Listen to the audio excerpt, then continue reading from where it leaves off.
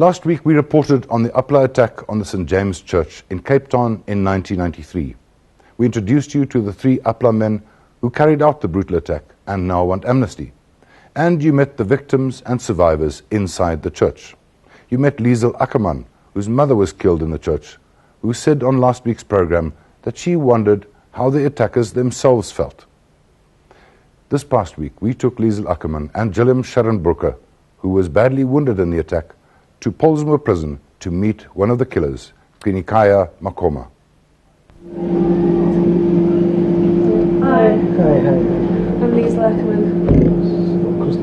I know. How are you? Fine. Good. I'm Jill Schermbrucker. Yes.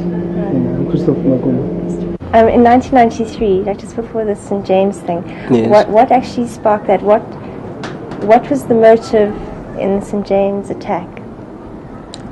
Because I think it's confusing for us because the talks were already taking place and the date for the election had already been set. Yes. So it was almost as if we were working together already towards peace. Why we were just I know you're trying to make things destabilized and stuff, but what is the whole reason behind it? As far as I know, the situation in the country, it was against anyone, old and young. So I grew up seeing those things happening, people being shot, arrested, people ran away from the country, went to exile. Did you see anyone getting shot? Many times. What happened? Peaceful demonstrations, like students demanding their rights, the problem of funds, which is the school fee. Those years, 85, 84, the demand of the release of Mandela. I mean, not a violent demonstration, just peaceful demonstrations. Then that's how you see that the police, they come and answer with a bullet. So at that time there was no, so even you as part of UPLA, you didn't feel that the country was heading towards any kind of reconciliation process? Or did you feel that it was a necessary thing to go and shoot? What we have to understand is only one thing. There's no one who has a right to kill anyone.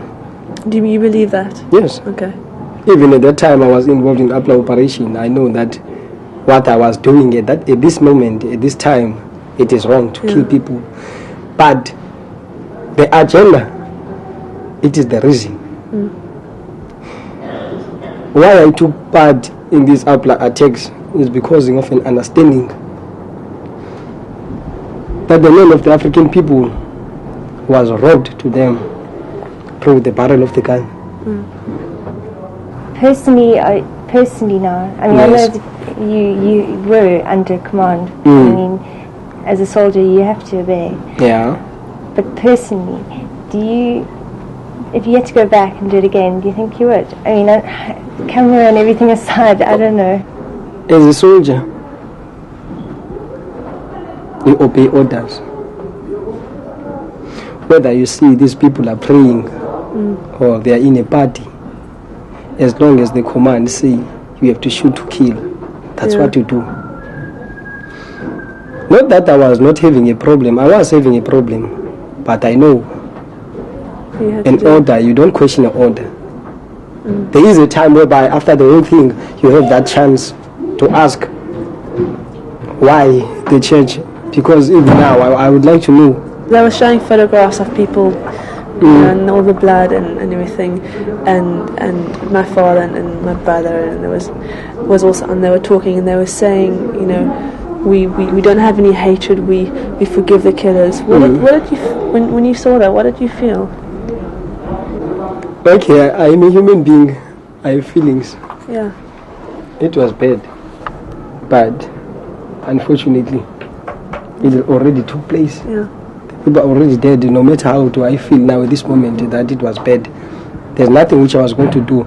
We don't feel any hate towards you, but we don't exactly quite know how to feel towards you because we hadn't met you before. We can't openly express now that we forgive what had happened. Yes. Because it's difficult for us. But because beforehand it was just always 3 men came in or 2 men came in, and there was just a person there, and now this person has a face. you know. Yeah. And you can be really angry with what happened. I mean, I hated what happened. I hated it. It was horrible. But I never felt anything about you. That's why I actually wanted to meet you, just to find out, because you kind of think something's affected me so personally and changed my life and affected me so much. And you think, I wonder if they actually want to know who I am. You know what I mean? And Dimitri and Martin, like, I wonder if the people who did this actually want to know what they've done, or whether they don't really care. So did you think about it? Do you wonder about whatever happened to those people, or how their lives were changed? Many times I think about the stories I hear, the stories I read from books about the people who survived, Dimitri, many stories. As a human being, I feel that what I did, it's really horrible. It was very brutal. But there's only one thing of which I know. It was the situation in the country. So do you think it was necessary? In a war. Because what was happening here, we were in a war. I'm glad that I met you. I've also been wanting to meet you for a long time. It's also it's important for me because